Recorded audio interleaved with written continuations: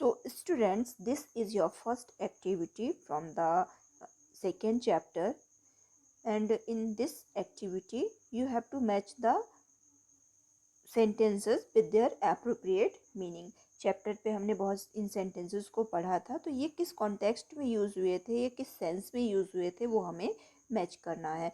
तो जो first sentence यहाँ पर हमारे पास है वो है अ rainbow gathering of different colours and nation. तो हमने देखा था कि ये जो सेंटेंस है रेनबो गैदरिंग, ये यूज़ किया गया था इस सेंस में कि जो इनॉग्रेशन सेरेमनी के टाइम पर वहाँ पे वाइट कलर्ड ब्लैक कलर्ड लोग थे और जिन्हें डिफरेंट डिफरेंट कलर की ड्रेसेस पहनी हुई थी, उन्हें रेनबो से कंपेयर किया गया था।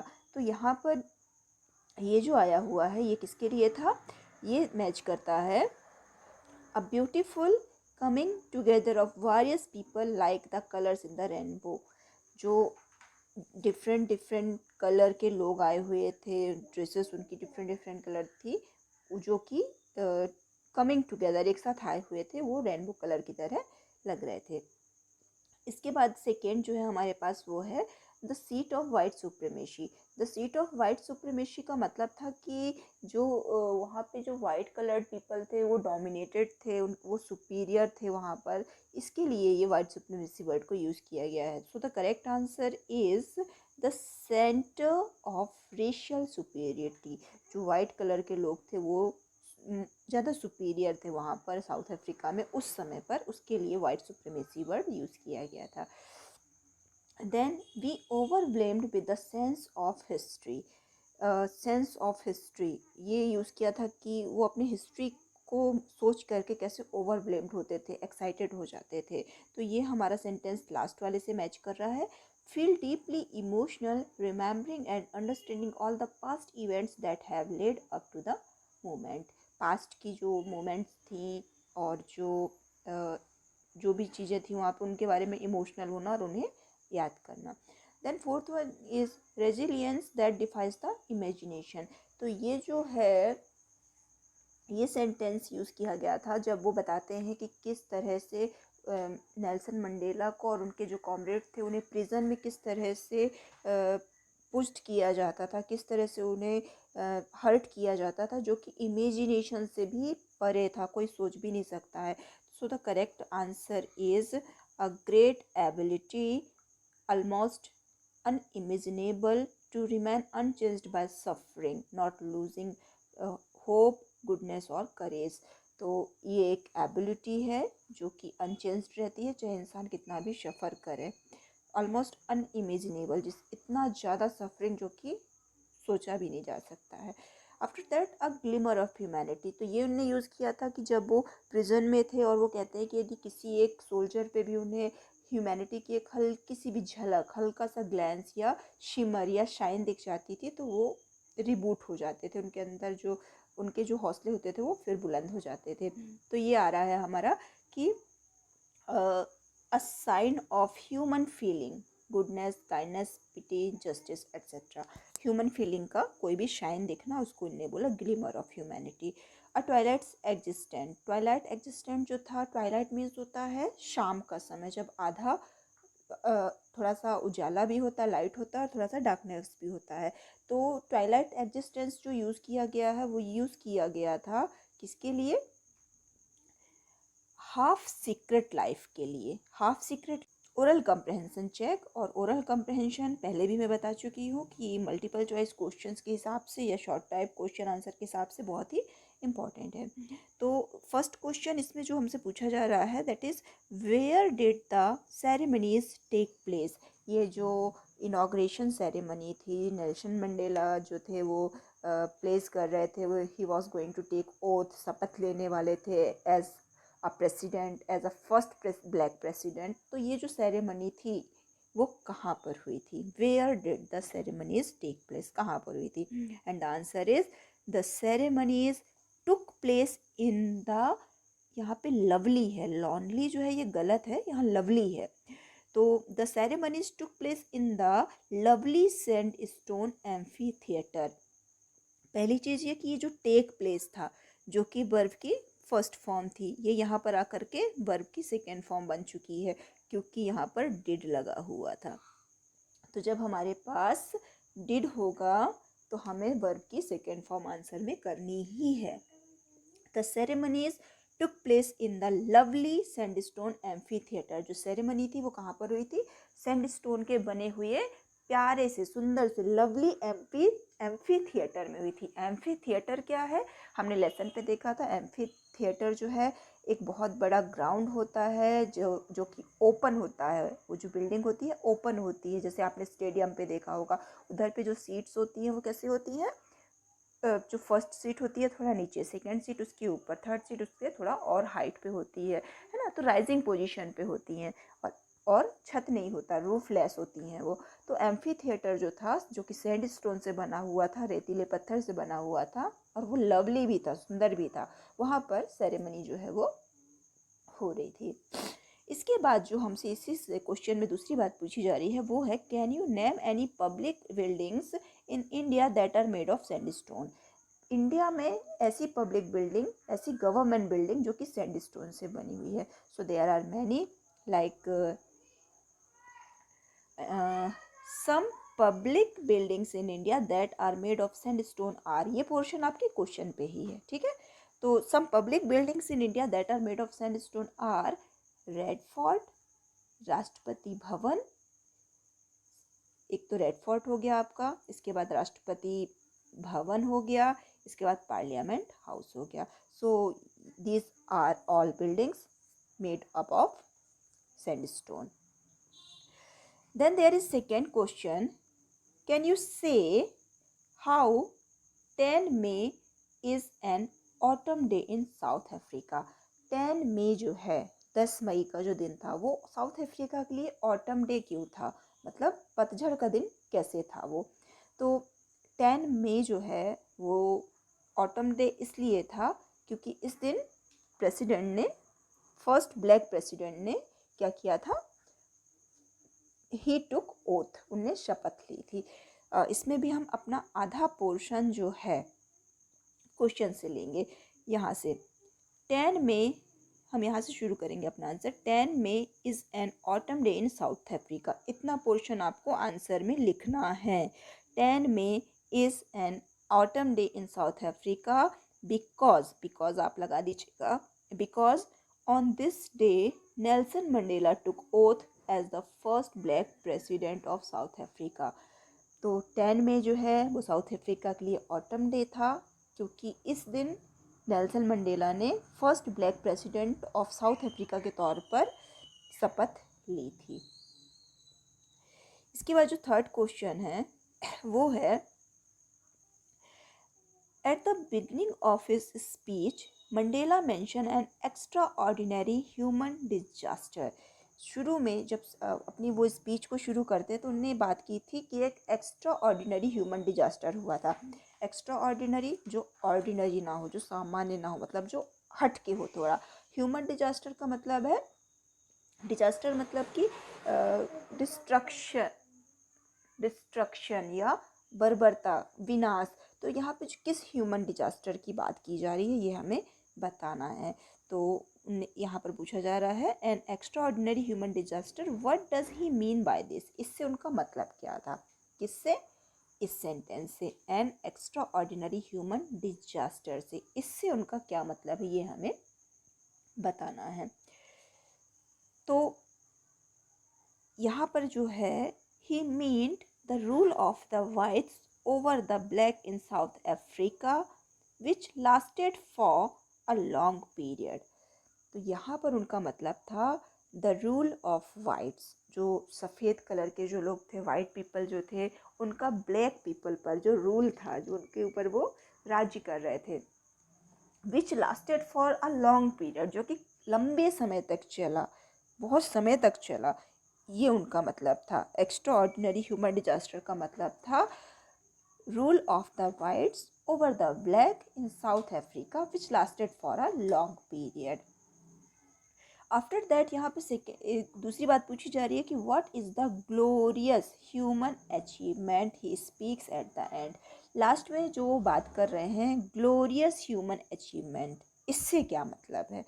तो the glorious achievement is referred to the political independence from the white rule by the black native।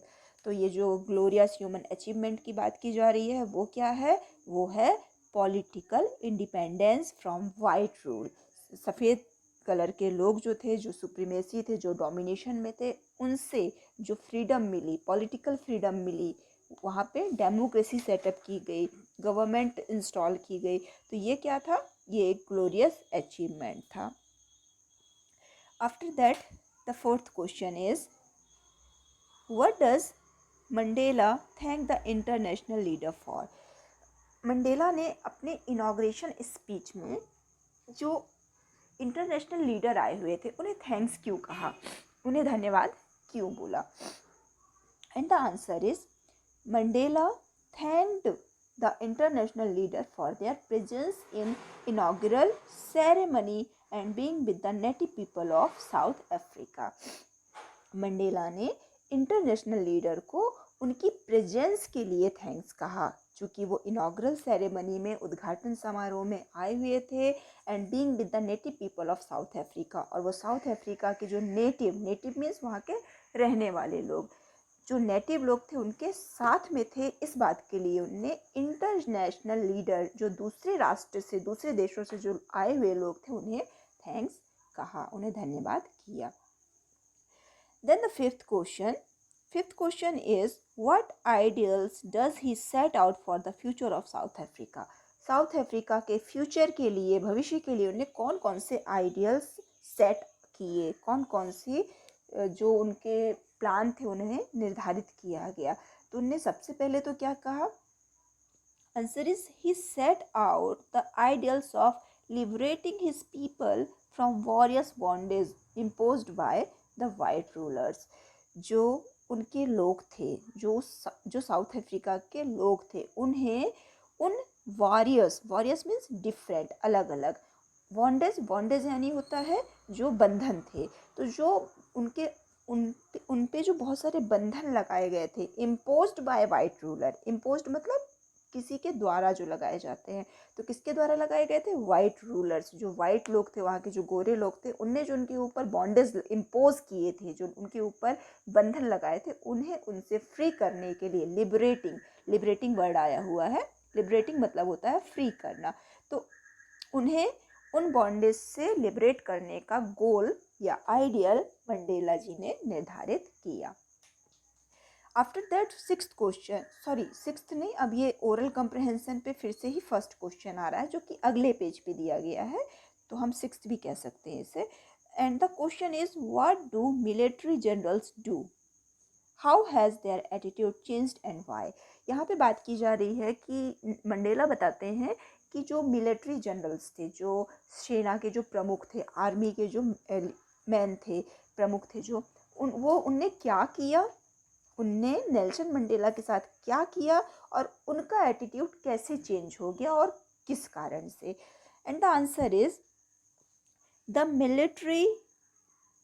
military generals saluted Mandela and placed their loyalty towards democracy। जो मिलिट्री जनरल्स जो थे, उनने Mandela को salute किया और उनके सामने loyalty यानी कि ईमानदारी की टुवर्ड्स डेमोक्रेसी मतलब लोकतंत्र, डेमोक्रेसी के लिए लॉयल रहने का उन्हें प्लेज लिया यानी शपथ ली। इसके बाद पूछा जा रहा था कि how has their attitude changed and why? जो मिलिट्री जनरल थे, अभी तो वो सैल्यूट कर रहे थे, लेकिन इसके पहले क्या कंडीशन थी? कुछ और थी। तो उनका एटीट्यूड जो था, पहले कुछ और था, अब कुछ और है, तो वो कैसे चेंज हुआ है ये हमें बताना है। तो their attitude towards Mandela changed because Mandela was then the president of South Africa. यहाँ पे बात की जा रही है कि जो मिलिट्री जनरल्स थे, कुछ समय पहले की बात है कि वो उन्हें सल्यूट नहीं कर रहे थे, इनफैक्ट वो उन्हें अरेस्ट किया करते थे, उन्हें प्रिजन पे डालते थे। तो यहाँ पे वो बता रहे हैं कि उस टाइम पे ये मुझे अरेस्ट करते थे, बट अब ये कंडीशन है दैट ही सल्यूटेड मी, उनने मुझे सल्यूट किया।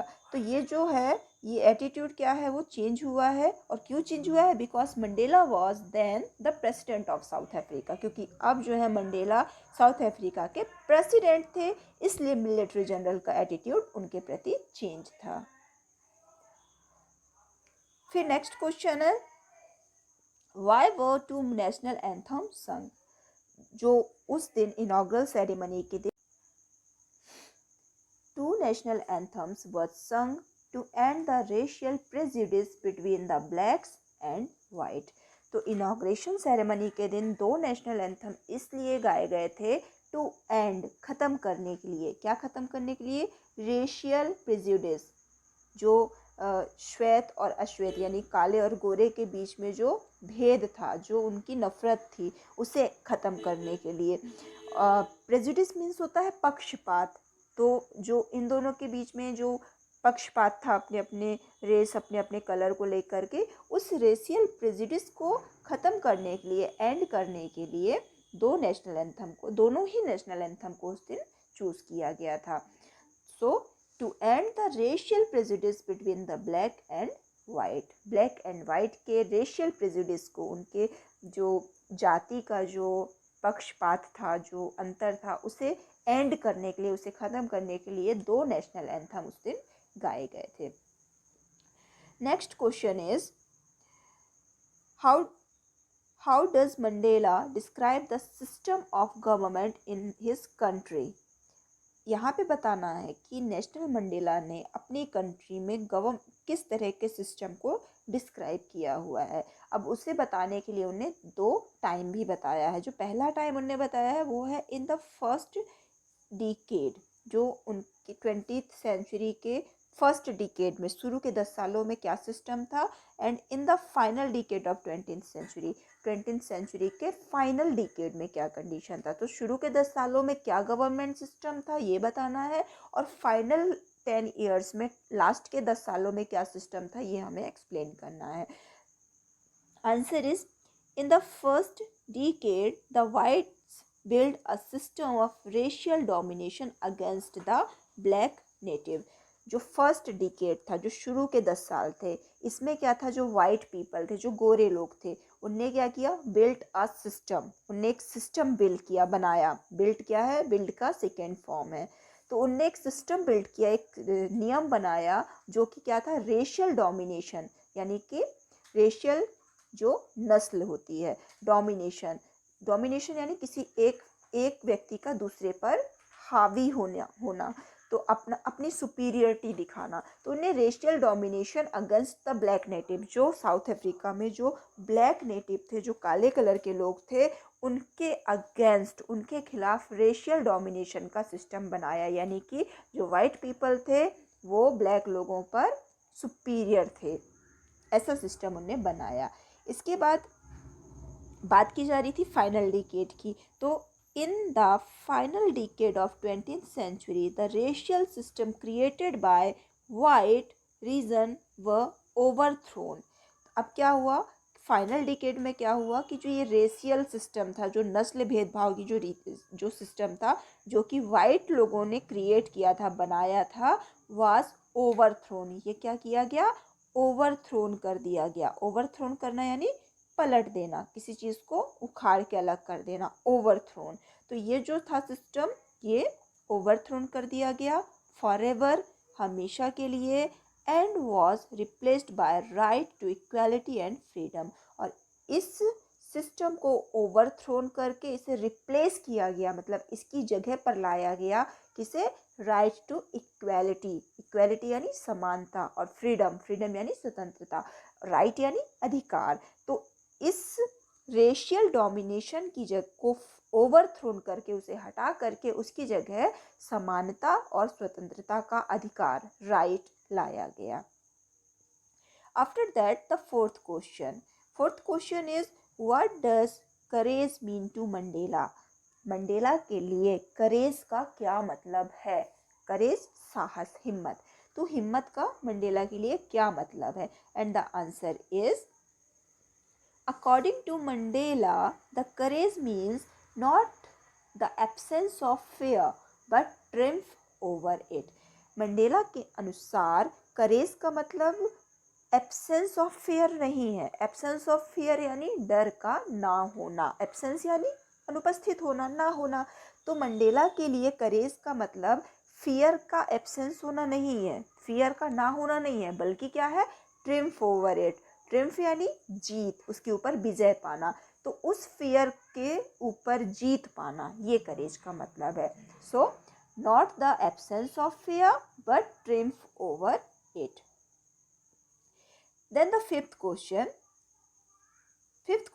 is, which does he think is natural, to love or to hate?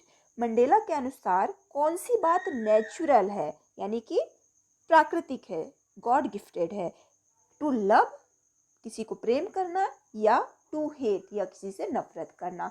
तो आंसर है, he thinks that love comes more naturally to the human heart than hate. तो उनको ये लगता है, उनके अनुसार जो लव है वो ज़्यादा नेचुरल है। Love is more natural than to hate. किसी को प्यार करना उससे नफरत करने की बजाय ज़्यादा नेचुरल होता है। अगेन नेक्स्ट पेज पर दिए गए जो ओरल कम्प्रहेंशन है उसमें फर्स्ट क्वेश्चन है, what twins obligation does Mandela mention? Chapter में नेल्सन मंडेला ने 2 ऑब्लिगेशन की बात की है। ट्विन यानी डबल, 2, ऑब्लिगेशन ड्यूटीज। तो उनने 2 ड्यूटीज की बात की है, वो क्या है? And the answer is, Mandela mentions his first obligation towards his family, parents, wife and children. Twin obligation, दो जो उनकी ड्यूटी है उनमें से जो फर्स्ट ऑब्लिगेशन वो है टुवर्ड्स यानी के लिए। तो फर्स्ट जो ऑब्लिगेशन है वो उनकी फैमिली के लिए है, उनके पेरेंट्स के लिए है, वाइफ और बच्चों के लिए है। ये उनकी फर्स्ट ड्यूटी हुई। इसके बाद है, he mention his second obligation to his people, community and country. और उनकी जो सेकेंड ऑब्लिगेशन है, जो दूसरी ड्यूटी है, वो है उनके लोगों के लिए, टू हिज पीपल, उनकी कम्युनिटी के लिए और उनकी कंट्री के लिए। तो इस तरह से ये उनकी 2 ऑब्लिगेशन है, दो तरह की ड्यूटीज़ हैं। After that, what did being a free man mean to Mandela as a boy and as a student? As a boy, एक बच्चे के तौर पर और एक स्टूडेंट के तौर पर फ्री होने का क्या मतलब था? फ्री होने का मतलब उनके लिए क्या था, एक बच्चे के तौर पर और एक स्टूडेंट के तौर पर? तो पहले हम बात करते हैं एज अ बॉय। तो जब वो बच्चे थे तो उनके लिए फ्रीडम का क्या मतलब था? As a boy, freedom to Mandela means to wander in his field near his, ये हट है, हैट नहीं है, हट, HUT, हट। तो near his hut and to run through his village. जब वो बॉय थे तो एज अ बॉय उनके लिए फ्रीडम का मतलब था टू वांडर मीन्स होता है भटकना, घूमना, यहाँ से वहाँ, विजिट करते रहना, घूमना, है ना। तो एज अ बॉय उनके लिए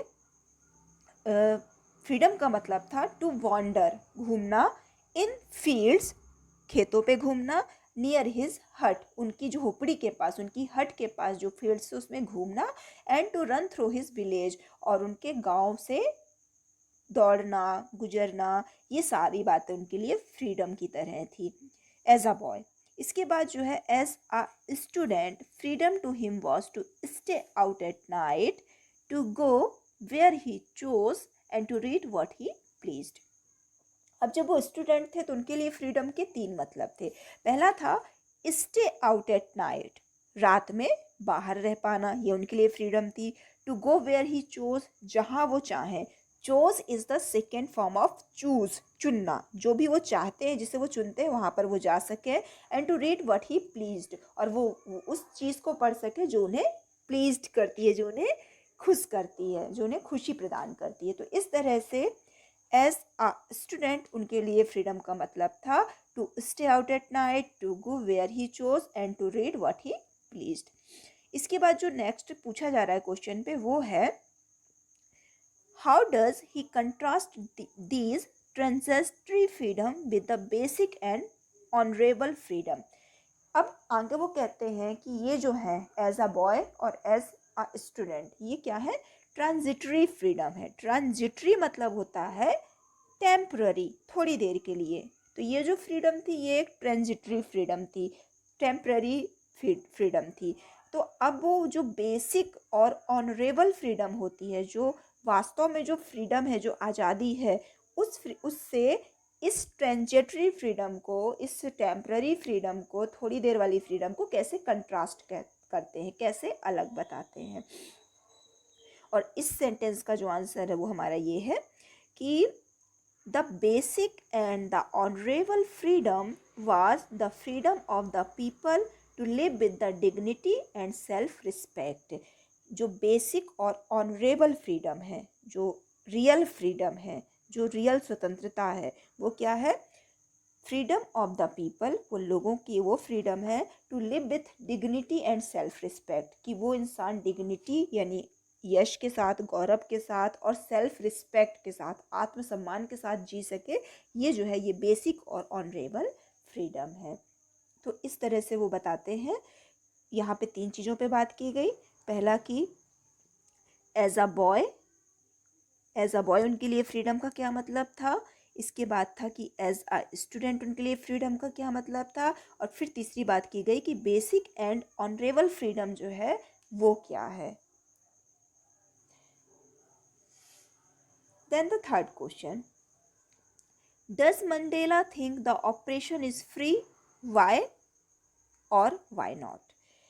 मंडेला को क्या ये लगता है कि जो ऑपरेशन होता है, ऑपरेशन यानी होता है किसी व्यक्ति को कुचलना, दबाना, उसे हर्ट करना। तो जो एक होता है, जो हर्ट करने वाला व्यक्ति होता है वो ऑपरेसर कहलाता है ना, अत्याचार करने वाला। तो जो ऑपरेशन होता है क्या वो फ्री है? यदि ऐसा है तो क्यों, यदि नहीं है तो क्यों? तो अकॉर्डिंग टू मंडेला उनको क्या लगता है, Mandela thought the operation was not free. जो अत्याचार करने वाला होता है, जो ऑपरेशन होता है, वो भी फ्री नहीं होता है, वो भी स्वतंत्र नहीं है। The operation was a prisoner of hatred, क्योंकि वो नफरत से बंधा हुआ है, वो नफरत की कैद में है। हैट्रेड का प्रिजनर है। प्रिजनर यानी क्या होता है? कैदी, प्रिजन में रहने वाला। तो जो ऑपरेशर होता है, जो अत्याचार करने वाला होता है, वो हैट्रेड का यानी नफरत का प्रिजनर होता है, कैदी होता है। तो इस तरह से वो भी क्या है? फ्री नहीं है। आगे वो कहते हैं कि and was locked behind the bars of prejudice and narrow mindedness. जो ऑपरेशन होता है वो हैट्रेड का प्रिजनर होता है, नफरत का कैदी होता है। साथ ही साथ वो लॉक्ड होता है। किसमें लॉक होता है? Behind the bars of prejudice and narrow mindedness, यानी कि जो प्रेजुडिस है, पक्षपात होती है, नफरत होती है, और जो नैरो माइंडेडनेस है यानी कि छोटी मानसिकता, छोटे लेवल की सोच रखना। तो इसकी बार यानी होता है सलाखें, जो जेल की, प्रिजन की जो सलाखें होती है। तो ये प्रिजुडिस और नैरो माइंडेडनेस की बार्स यानी सलाखों के बिहाइंड, पीछे लॉक होता है। इधर पे नैरो माइंडेडनेस की स्पेलिंग गलत है, यहाँ पे NA होता है, तो आप इसे सुधार लीजिएगा। तो इस तरह से उनने ऑपरेशन के बारे में बात की। अब आ रहा है हमारा थिंकिंग अबाउट द टेक्स्ट। जो चैप्टर के बाद लास्ट में जो एक्सरसाइजेस दी गई हैं उसके अंतर्गत जो क्वेश्चन है, तो इसमें जो फर्स्ट क्वेश्चन है वो है कि why did such a large number of international leader attended the inauguration. जो इनॉग्रेशन सेरेमनी थी उसे अटेंड करने के लिए लार्ज नंबर ऑफ यानी बहुत सारे लोग, इंटरनेशनल लीडर, जो इंटरनेशनल लीडर थे जो, वो क्यों आए हुए थे। What did it signify the triumph of, और ये किस बात की ट्रिम्फ यानी जीत, विजय, किस बात की जीत को सिग्निफाई करता है, दर्शाता है। तो आंसर है यार, आधा पोर्शन आपके क्वेश्चन पे ही मिल जाएगा। A large number of international leaders and dignitaries attended the inauguration in order to express their respect। क्यों आए थे वो? जो large number of international leader थे और जो डिग्नेटरीज थी, तो ये सारे लोग जो थे इनने इनॉग्रेशन को अटेंड क्यों किया? In order to express their respect, अपनी रिस्पेक्ट को एक्सप्रेस करने के लिए, अपने वो साउथ अफ्रीका के लोगों के लिए अपने रिस्पेक्ट को एक्सप्रेस करने के लिए उनने इनॉग्रेशन सेरेमनी को अटेंड किया। एंड टू एक्सटेंड कोऑपरेशन, और साथ ही साथ वो कोऑपरेशन जो आपसी मेल जोल था उसे एक्सटेंड करना चाहते थे, उसे बढ़ाना चाह रहे थे, इसके लिए उनने इनॉग्रेशन सेरेमनी को अटेंड किया। फिर पूछा जा रहा था कि what did it signify the triumph of, ये किस बात की जीत को दर्शाता है। तो इसका आंसर है कि it signified the triumph of democracy, ये डेमोक्रेसी के ट्रिम्फ को यानी कि लोकतंत्र की जीत को दर्शाता है, सिग्निफाई करता है। Second question is what does Mandela mean when he says he is simply the sum of all those patriots who had gone before him। Mandela जब ये कहते हैं कि वो उन सभी पैट्रियोट्स यानी देशभक्तों का सम है, योग है, टोटल है, जो कि अब जा चुके हैं, who had gone before him, जो कि अब जा चुके हैं, जो कि अब इस दुनिया में नहीं है। तो इस बात से उनका क्या मीन है, क्या मतलब है, ये जो मीन आया है ये मीनिंग वाला मीन है ना। तो मंडेला का इस बात से क्या तात्पर्य है, क्या मतलब है। Answer is Mandela in context to the sad phrase, ये जो उनने फ्रेज बोला, जो ये सेंटेंस उनने बोला, तो इसका मतलब है ही वॉन्ट्स टू कन्वे, वो ये कहना चाहते हैं that he represents the ideals and the dreams for which the African patriots sacrificed their lives। वो बताना चाहते हैं कि वो उन सब लोगों के ड्रीम और आइडियल, आइडियल विचार और ड्रीम यानी होता है सपना, तो ये उन सभी लोगों के आइडियल और ड्रीम को रिप्रेजेंट करते हैं यानी दर्शाते हैं, फॉर विच जिसके लिए अफ्रीकन पैट्रियोट्स, जो अफ्रीका के जो पैट्रियोट्स जो देशभक्त थे उनने सेक्रीफाइस्ड देयर लाइफ, अपने जीवन का बलिदान किया। तो ये उन सभी पैट्रियोट्स के आइडियल और ड्रीम को रिप्रेजेंट करते हैं, यानी कि यहाँ पे वो उनको दर्शा रहे हैं। Third question is would you agree that the depth of operation create heights of character. Nelson Mandela ने एक बात बोली थी कि जो डेप्थ ऑफ ऑपरेशन है, जितना ज़्यादा अत्याचार होगा ये उतने हाई कैरेक्टर को क्रिएट करता है। ज़्यादा अत्याचार से ज़्यादा कैरेक्टर वाले लोग क्रिएट होते हैं, जितना ज़्यादा लोगों के ऊपर अत्याचार किया जाएगा उतना ज़्यादा उनका कैरेक्टर हाई होता जाएगा। तो क्या आप इस बात से एग्री करते हैं। दूसरी बात ये है कि how does Mandela illustrate this, illustrate करना यानी एग्जाम्पल देना, तो इस बात को मंडेला ने कैसे इलस्ट्रेट किया, कैसे इसका एग्जाम्पल दिया। Answer is yes I agree that, इस बात से हम सहमत हैं that depth of operation create heights of character, कि जो ऑपरेशन की डेप्थ होती है, अत्याचार जितना गहरा होता है ये उतने ही हाइट ऑफ कैरेक्टर को, उतने ही ऊंचे कैरेक्टर को क्रिएट करता है। क्रिएट करना यानी निर्माण करना। और अब एग्जाम्पल की बात करते हैं तो in this context Mandela says that the decades of oppression and brutality produced many patriots। वो बताते हैं कि जो डिकेड कई 10 साल तक जो ऑपरेशन यानी अत्याचार और ब्रुटैलिटी हुई, इससे बहुत सारे पैट्रियोट देशभक्त प्रोड्यूस हुए, उत्पन्न हुए, है ना। आगे वो बताते हैं जैसे कि ओलिवर टैम्बूज, वॉल्टर यूसुफ डाडूज, ये सारे वो पैट्रियोट्स हैं, देशभक्त हैं जो कि ऑपरेशन के कारण, अत्याचार के कारण जिनने अपने कैरेक्टर को क्रिएट किया। Then the fourth question, how did Mandela's understanding of freedom change with age and experience. जो मंडेला की अंडरस्टैंडिंग थी, जो समझ थी फ्रीडम के बारे में, स्वतंत्रता के बारे में, तो वो उम्र के साथ और एक्सपीरियंस के साथ साथ कैसे बढ़ती गई, कैसे कैसे वो चेंज होती गई। जैसे हमने देखा था ना कि एज अ बॉय उनकी फ्रीडम की मीनिंग कुछ और थी, एज स्टूडेंट कुछ और थी, और फिर बाद में उन्हें बेसिक और ऑनरेबल फ्रीडम का कुछ अलग ही मतलब समझ में आया। तो वही हमें यहाँ पे एक्सप्लेन करना है। With age and experience Mandela understood the freedom is indivisible. उन्हें समझ में आया कि जो फ्रीडम होती है वो इनडिवाइजिबल होती है, उसे बांटा नहीं जा सकता है। ही थॉट, उन्हें ये भी लगा, nothing accept the freedom of his country man. अब आगे वो बताते हैं कि उनने अपने कंट्री मैन, अपने देश के लोगों की फ्रीडम के अलावा कुछ और नहीं सोचा। उनके लिए सिर्फ वो फ्रीडम ही सबसे ज़्यादा इम्पॉर्टेंट थी।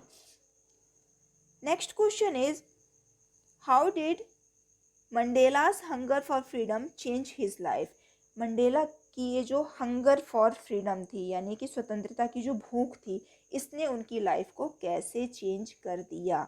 And the answer is, Mandela's hunger for freedom made him a great statesman and a visionary. ये जो उनकी हंगर फॉर फ्रीडम थी, यानी स्वतंत्रता की जो भूख थी, इसने उन्हें एक ग्रेट स्टेटमेंट बना दिया, और मतलब कि एक अच्छा शासक बना दिया। एंड विजनरी, एक अच्छा दर्शक बना दिया, एक अच्छी सोच रखने वाला, विज़न रखने वाला व्यक्ति बनाया। He struggled